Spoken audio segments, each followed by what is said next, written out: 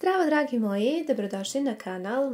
Evo jednog recepta koji je ispao potpuno neplanski. Ja sam zapravo krenula da napravim sebi jednu brzinsku večeru i u poslednjem momentu sam odlučila da vam ovo snimim zato što mislim da će biti stvarno nekom jedna brza ideja za obrok, može biti i samostalni ručak ili bilo koji drugi obrok.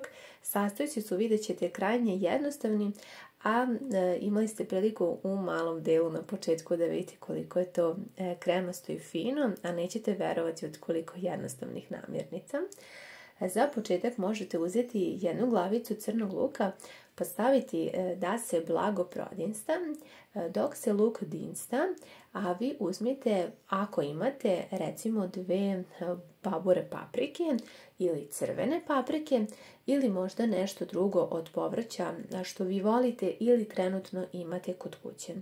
Ono što još želim da kažem jeste da sam u jednu širpu stavila da proključa voda, širpa je otprilike oko 4 litre, zato što pravimo, kao što ste vidjeli, jednu finu pastu, pa da se sve u isto vrijeme spremi. Pored paprike, ja ću iskoristiti još jednu jednostavnu namirnicu, jedan sastojak, to je jedna šargarepa. Nju ću da iseckam, kao što vidite, na stvarno jako sitne kockice. Trenutno nisam imala već iseckane, a ja to često volim da kupujem već tako gotovo pripremljeno, ali eto, možemo mi to na brzinu iseckati svakako. Vidjet ćete, toliko su jednostavne namirnice, a zaista recept je jako po meni ukusan. I drago mi je što sam vam snimila, jer sam sigurna da će barem nekom od vas poslužiti kao predlog za ručak. Pored ovoga bit će nam potrebno i otprilike na ovu količinu 300 grama neke testenine. Ja sam ovdje imala fusili.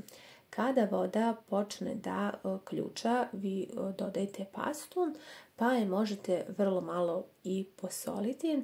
Ja obavezno promešam da mi se dole ne bi zalepilo za dno i dalje jakoj vatri na jačoj ostavljamo da se skuva pasta al dente, otprilike nekih možda 12-13 minuta.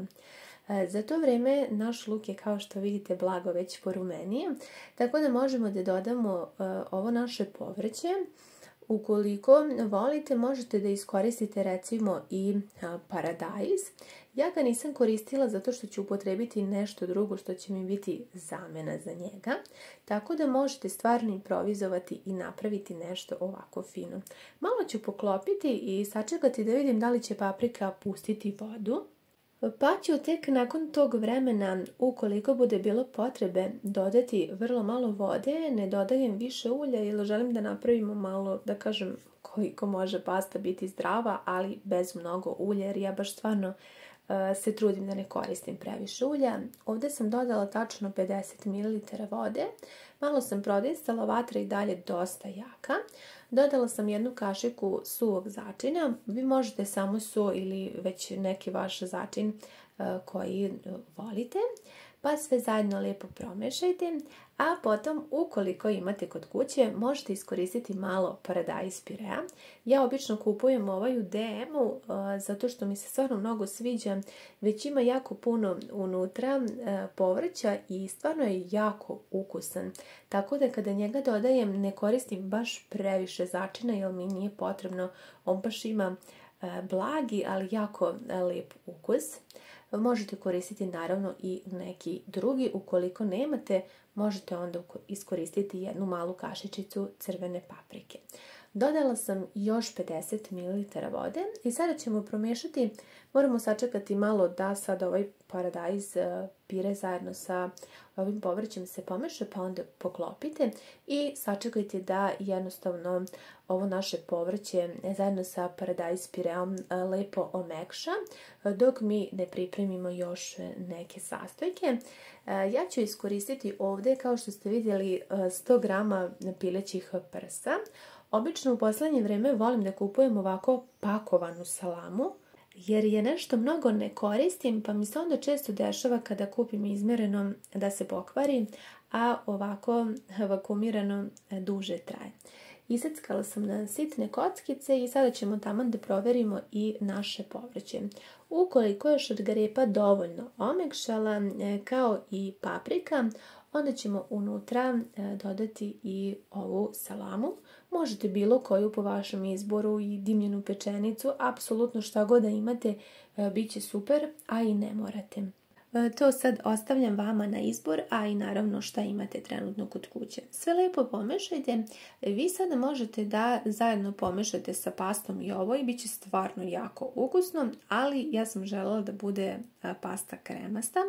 Tako da ćemo dodati otprilike nekih 5 supenih kašika kisele pavlake. To vam je u gramima oko 200 grama, odnosno može jedna ona mala čašica kisele pavlake. Dodat ću još malo tartar sosa ili možete majoniza. Izvinjavam se na buci, već sam vam u nekim od prethodnih videa govorila da u susednoj zgradi komšija jedno par meseci u nekim tako naletima renovira stan i ja jednostavno kad god krenem da snimam on počne da buši. Sve sam zajedno pomešala. Zašto sam dodala tartar sos ili majonez? Zato da bi mi bilo kremasto, da bismo dobili tu finu kremastu teksturu. Tako da ja to obično volim da dodam i zbog ukusa, ali i zbog teksture. Možete unutra dodati i sad možete malo i da smanjite vatru, da ne bude baš mnogo jaka i da začinite još eventualno po vašem ukusu. Ja ću dodati malo mešavine levene ljute paprike, pošto to stvarno jako volim i mnogo volim kada su jela prilično začinjena, a vi sad svakako začinite po vašem ukusu. Lepo pomešajte i kao što vidite stvarno smo dobili tako lep, fini, ukusan sos, a toliko je sve bilo krajnje jednostavno i u nekih 15 minuta vi imate gotov obrok. Dodajte i prokuvanu pastu. Ja sam ovu testeninu tačno kada sam je prokuvala, ona je upila svu vodu, tako da nisam morala čak ni da procedim. Tako da je bilo odlično. Otprilike sam sipala 2 litre vode i sve je ona upila. Skuvala sam je al dente i sve ćemo lepo da pomešamo. Sada možete da isključite vašu ringlu i eventualno još neki začin da dodate. Ja sam dodala malo začina za piletinu, vi možete neki vaš po vašem izboru. Lepo sve zajedno izmešajte, sjedinite, isprobajte ukus. Ukoliko imate nekog svežeg začinskog bilja, možete i njega dodati. Za sam kraj ja sam dodala još 2 male kockice sira da bismo još doprinijeli toj kremastoj strukturi. Ja stvarno volim takve vrste paste i inače testenine na sve načine volim i vi koji me duže pratite i znate da sam mnogo testenina pravila i stvarno za mene je svaka uvek odlična i obožavam ih, a ovo je predlog broj 1 ukoliko želite da napravite nešto izuzetno brzo.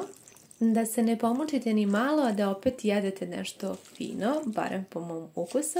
Mene inače ove vrste pasti sa pavlakom uvek podsjećaju na neko ranije detinjstvo i na onaj period iz osnovne škole, kada bih ja mamu barem jednom nedeljno zamolila da mi napravi prokuvane makarone sa pavlakom, kečapom i recimo kiselim krastavčićem i nekom salamom. To sam obožavala, ne znam zašto, i stvarno ništa se nije promenilo po pitanju mene i testa, tako da to je i dalje ostalo isto da jednako volim.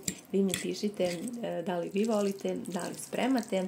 Hvala vam mnogo što ste pogledali ovaj video i ljubim vas sve puno.